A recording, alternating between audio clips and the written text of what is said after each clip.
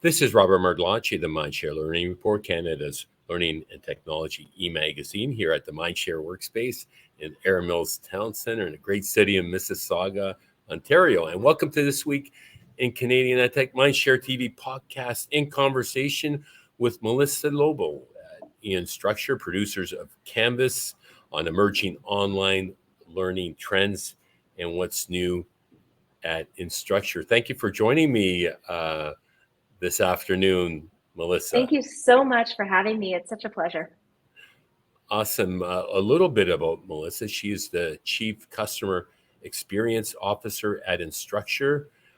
She's a seasoned educational technology executive, customer service experience and business leader, passionate about innovating digital alternatives to traditional teaching and learning practices and delivering at scale.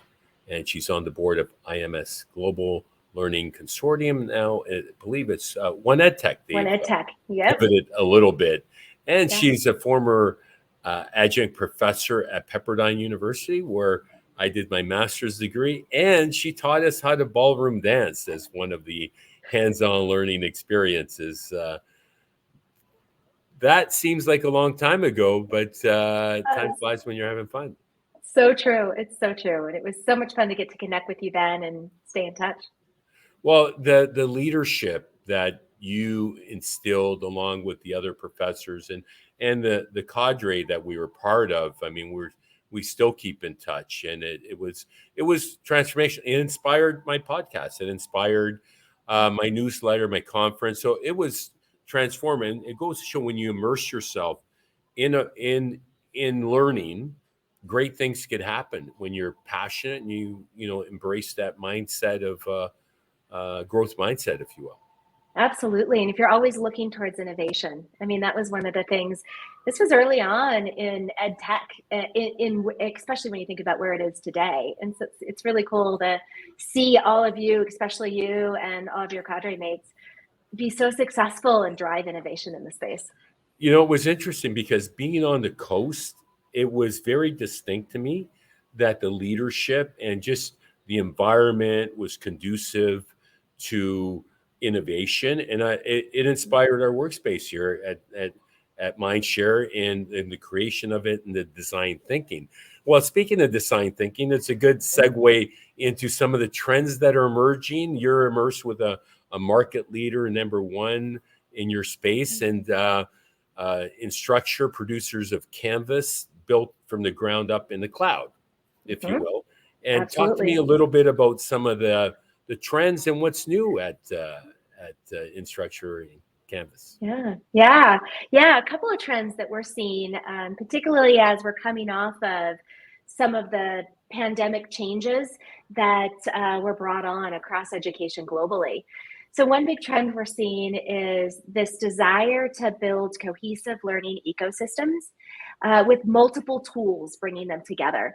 And that requires a foundational platform underneath that can unify those pieces. It requires good standards, but it also requires really good technologies out there thinking about how they interact and create a horizontal learner experience, not just a vertical one in their specific domain. Aligned to that, we're also seeing an interest in being able to offer different kinds and different permutations of learning. So not necessarily supplemental that is very traditional as students come into a classroom, but how are you providing more hybrid experiences or even high flex experiences? And then even how are we thinking about professional development differently and leveraging these ecosystems of technology in that way? So that's definitely sort of two high level trends we're seeing. Right. On the other hand, there's two technology trends we're seeing. AI. And I know you've written about this. And that's right. ChatGPT has really put AI at the forefront. And we shared a Columbia University doctoral students kind of guide. And you don't need to go ban things right away. And one of our superintendents in Canada was emphasizing the importance of ease up, just understand what you're dealing with first. And there's a lot of untapped potential because it involves critical thinking and other skills in order to optimize the use of it. Absolutely. And part of it too is It's put AI back on the map. I think we've been a little bit afraid of AI as an educational industry because of all of the privacy concerns and security concerns, and valid in and of what they are, even some Absolutely. concerns, right? But now this is helping us understand maybe we have an immediate issue that, like you said, let's take our time and see where this plays out. But it's also raising this potential of AI and how technologies and how districts can use it from the student experience all the way into how they're thinking about evaluating and iterating and creating an environment of continuous improvement. So it's a good thing, but sometimes you have to be a little disruptive and respond to that while you're finding all that unlocked potential. Now, I'm going to date myself a little bit. It's not unlike my Texas Instruments calculator back in the day when I first got it, that was banned initially, as was the iPad and other devices. Right. So it really comes down to really figuring out how we interface with technology. There was a famous quote from one of the U of T professors around we create the technology, but the technology shapes us. That's right. So right. There's some good research in that too, and how technology is so interwoven into the community that it becomes this give and take, and we're both molding each other as we grow. And I think that's such a great quote, and that's such a great way to think about AI and ChatGPT and some of these other things that suddenly are emerging. It's just helping us learn from each other, the tools and the community, and figure out how we can evolve to the next level. Well, you hit on a really important point, and I'd be remiss if I didn't share the professor's name to give him credit because it just came back to me.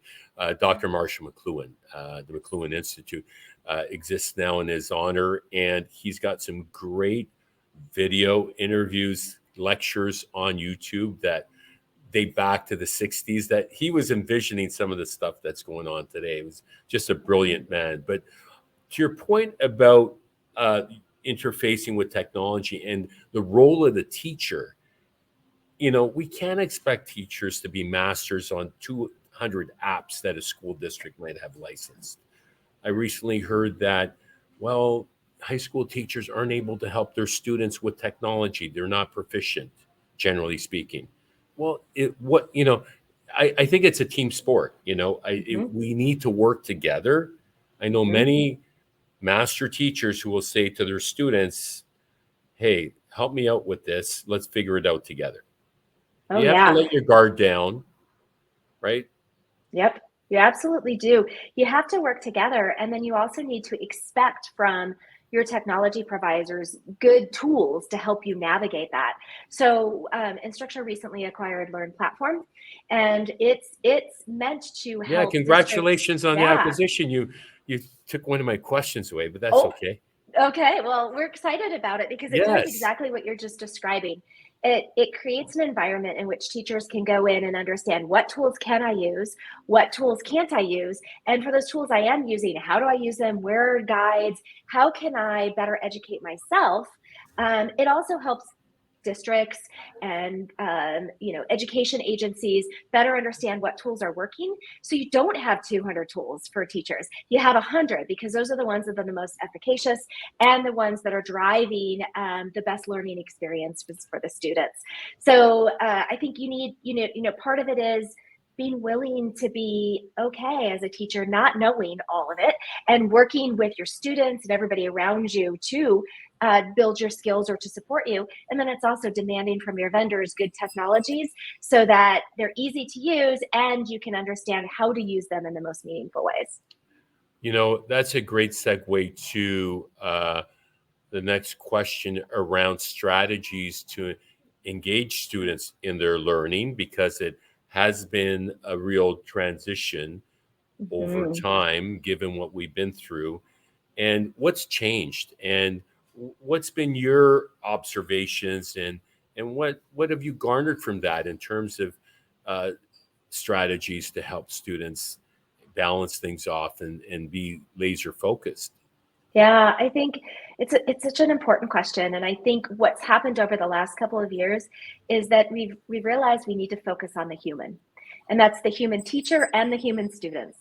And in that, because we've been so stressed over the last 2 years trying to do so much and change so much, especially moving to online, we realized that that stress is being internalized and it's creating challenges for the teachers to be successful and the students to be successful.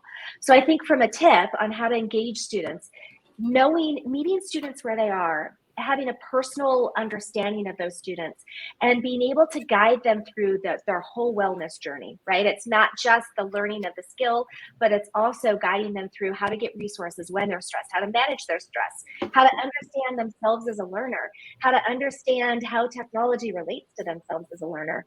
And the same goes for teachers. I think teachers are more comfortable perhaps than ever before with making mistakes in front of their students. I think that's great.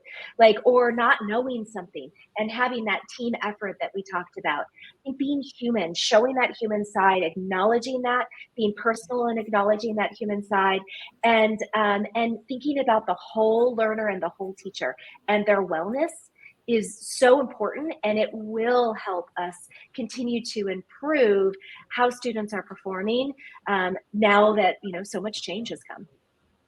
It's never been a more exciting time to be in education, and you as one of the legends and leaders in EdTech are just so inspirational. And I wonder what you see as some of the exciting things that we can expect for 2023, because there's been a lot. Some of our predictions are we're going to see more M&A activity, which you've demonstrated ahead of the curve. Interoperability, we touched on, and you're on the board of One EdTech, vitally important. And the interoperability piece, as you alluded to, and the simplicity and giving teachers back time. So that's where AI, we figured out we can leverage AI in our office here. We've got a press release we're producing for FETC. I punched it to test it out, ChatGPT. It's our 25th anniversary of our Can-Am Celebration of Excellence meetup, and we're announcing this, and that, and then it shot out a press release. So, when it does it in an elegant way, and that I couldn't use the better language than it had, you got to tweak it a little bit, but that's the power. And so to help support teachers and give back time, that's one element of it. What else do you see on the horizon this year? Yeah, I think I absolutely agree. Giving back teachers time is going to be critical. I also think creating a unified, not just back-end experience. So many of the standards through One EdTech and other organizations are very much focused on how do we make sure tools are interoperable, you can access learning where you need to and access those tools. But I think we're seeing those standards, and we're going to see more vendors think about the user experience on the front end.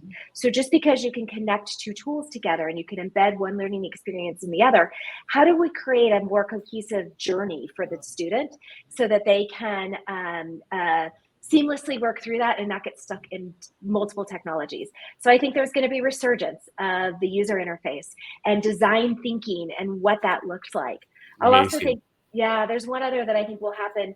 So we'll see that resurgence. I also think we'll see people parsing through all of the stuff they've tried the last 2 years and landing on new approaches that they're going to roll out district-wide, school-wide, educational agency-wide. I think we've band-aided, tried different things, forced some things here, given up some things there, and we're going to see an audit of that, and we're going to see the innovation really happen more cross-school, cross-district, cross-agency. Amazing. Now, one of the challenges that we saw and we talked about with Dr. Steve Jordans, who happens to have his own EdTech company, but also is a psychologist with one of the largest courses on well-being. I think he had almost 300 students globally on this free course that he was offering. Just speaks to the importance of that field of study. He talked about avoiding the great snapback, post-COVID. How do you, did you imagine in our lifetime we'd see 100% of educators using some form of tech-infused pedagogy? That was super exciting. although it was during a crisis, and I remind the people because the media wasn't always kind to EdTechs during that period of time, often talking about the failed attempts, etc. But we at least sustained learning. So I see the EdTechs and the teachers as heroes who during that period of time.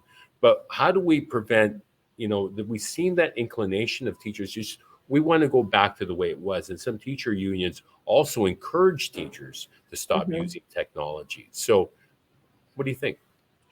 Yeah, I think avoiding that big snapback is going to be really important. And I think some of what will shape that will be funding and where schools and districts choose to use their funding. So, for example, I've heard some schools say it was proposed stand up buildings, but instead we're going to use this to fund more teacher development and better tools for teachers, because teachers in and of themselves want to have their time back and want to have better tools. They want to do better for their students. They've seen glimpses of that. So let's figure out a way to propagate that. And I think how we spend our budgets and the decisions that communities make that are involved in that governments make around budgets will help prevent some of that great snapback, so that people aren't incentivized to just go build buildings or buy more desks or go back to textbooks that are, that we've purchased for years without any kind of technology enhancements alongside them. So I think that'll be a key piece in thinking about avoiding that without going, completely away and being entirely online. We weren't ready for it. We learned a lot with it. We pulled it off, but there's a middle ground where we can use it to advance that on that continuum. Well said. Any final thoughts to share before we wrap up, Melissa Loble? The last thing I'll say is, as educators, I still teach. I'm in my 26th year of teaching online. Take risks. We were given some grace. We were also criticized, but we were given some grace over the last couple of years to take risks. Don't lose that, especially in K-12 education. That's not always been honored, and that's not always been given the space. And let's keep doing that, because risks is how we drive innovation. With that, thank you so much again for your time, Melissa. Thank you. That was Melissa Loble, Chief Customer Experience Officer at Instructure. My name is Robert Merglacci, the Mindshare Learning Report. Be sure to check out www.mindshare.learning to get your latest issue. And until next time, stay healthy, stay safe, and keep the learning curve steep.